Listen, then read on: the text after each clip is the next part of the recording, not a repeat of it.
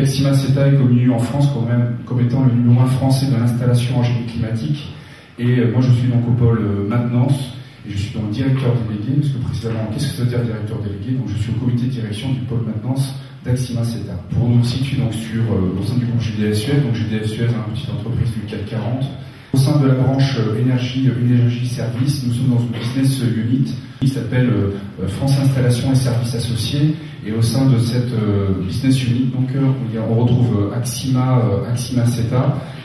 Donc on est parti d'abord sur un peu sur les constats réalisés.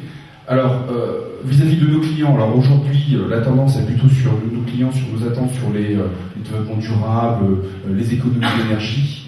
Et là, très clairement, aujourd'hui, on est en difficulté pour leur fournir ces solutions. Et on se posait vraiment la question pourquoi. Parce qu'on a de très très belles idées, encore une fois, du haut, mais encore là, ça avait du mal à redescendre donc, en bas.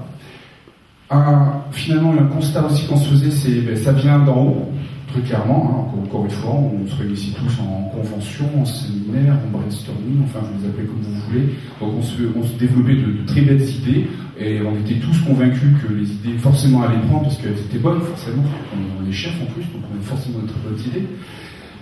Et donc du coup on a développé donc, de la formation, de l'information, du support, et en termes d'organisation on s'est rendu compte que finalement il y avait une dilution justement de nos belles idées dans différentes strates hiérarchiques, et là il y avait un point de blocage entre nos charges d'affaires et ces techniciens qui représentent donc aujourd'hui la base.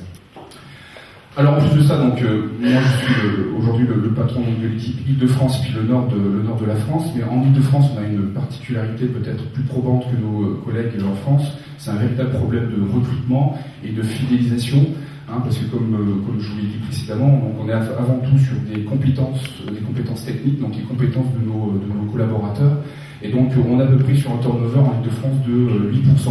Donc sur une équipe assez importante, ça représente du boulot, de la perte aussi en ligne, et beaucoup d'énergie déployée pour réintégrer nos collaborateurs, les former, les accompagner. Selon ça, on est sur après effectivement l'intégration RH. Donc c'est là où est intervenu donc fonction 2 par rapport justement à la réflexion qu'on porte par rapport à notre organisation. Et là, très clairement, aujourd'hui, on est d'abord sur un système, je l'ai dit, une belle pyramide bien hiérarchisée, avec de la formation, de l'organisation, et puis on essaye ensuite d'accompagner justement nos idées vis-à-vis de nos collaborateurs. Donc là, j'ai pris l'image assez sympathique d'une belle machine, plein d'innovations, mais avec la pomme de terre qu'on pousse, pour essayer de faire des frites. Alors ça, plus on avance, plus la pomme de terre, il faut même de la patate, il faut bien la pousser. Donc, dans l'approche actuelle, les avantages, c'est que on donne des outils, donc il y a une espèce de formatage qui est fait justement en disant voilà là où il faut aller, voilà le cap, on pousse nos collaborateurs à atteindre justement le cap fixé, et on donne des outils de la formation, des supports, de l'organisation. Le souci, c'est que il y a une faible appropriation. Voilà. Donc l'orientation qu'on se donne, en ayant donc bien réfléchi avec fonction 2, c'est essayer de générer une dynamique. Comment on va arriver à générer une dynamique justement sur cette base, sur cette grosse base, et puis on va essayer d'adapter le système de pilotage.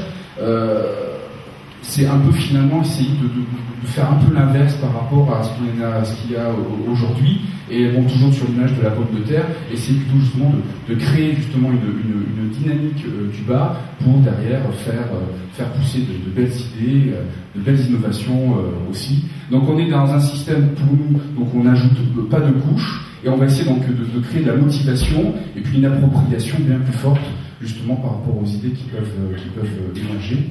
Par contre, la difficulté, et c'est là aussi où fonction 2 nous accompagnerait, c'est piloter justement toutes les initiatives qui sont aussi du terrain.